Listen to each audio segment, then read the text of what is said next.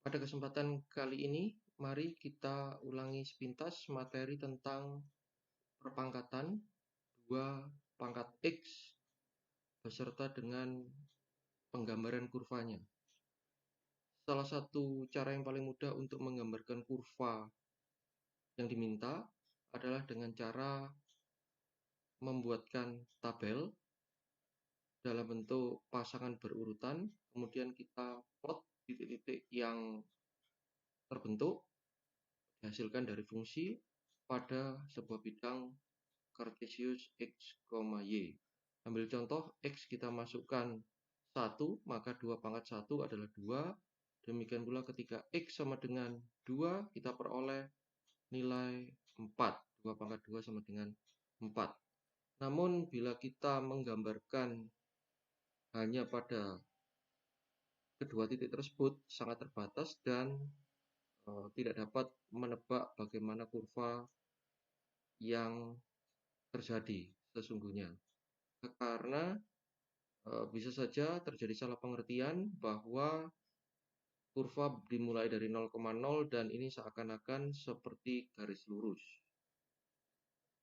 Maka kita akan mencoba bantuan beberapa titik lain, misalkan X sama dengan 3, kita peroleh 2 pangkat 3 sama dengan 8, demikian pula ketika 4, kita peroleh 2 pangkat 4 sama dengan 16, tidak terlihat.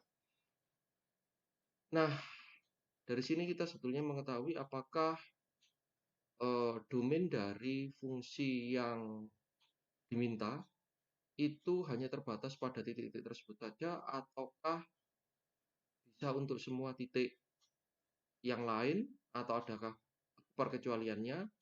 Kita bisa lakukan percobaan dengan memasukkan beberapa nilai X yang lain. Kita coba misalkan titik-titik tersebut 0 dan min 1, dan kemudian kita coba titik yang lain, misalkan min 2, maka diperoleh titik tersebut. Apakah tampak benar? Apakah tidak ada sesuatu yang ganjil?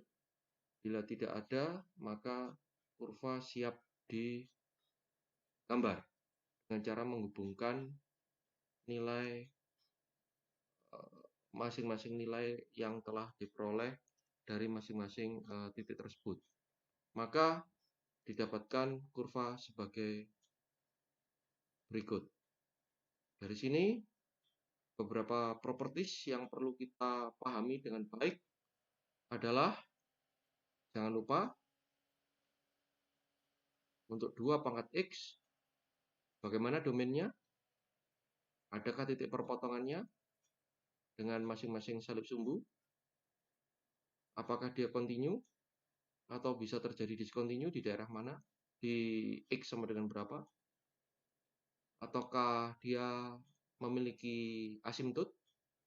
Asimtot tegak atau asimtot horizontal?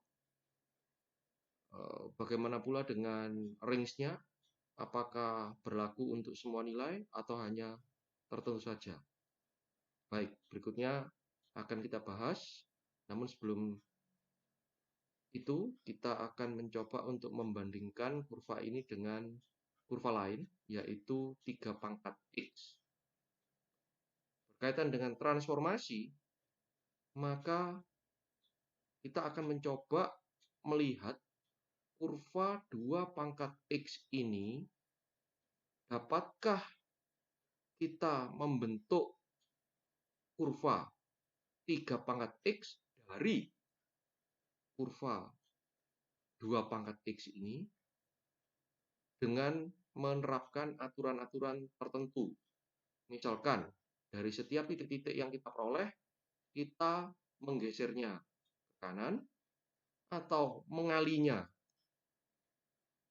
dengan suatu nilai tertentu sehingga dia menjadi lebih tinggi atau lebih rendah, atau bahkan kita menggeser titik ini ke sebelah kiri. Dengan cara apa? Maka kita terapkan aturan tersebut untuk semua titik-titik yang lain. Dan apakah aturan tersebut berlaku secara konsisten? Sehingga dari situ kita bisa memperoleh gambaran apakah sebenarnya kurva 3 pangkat X dapat diperoleh dari kurva 2 pangkat X sebagaimana yang telah tergambar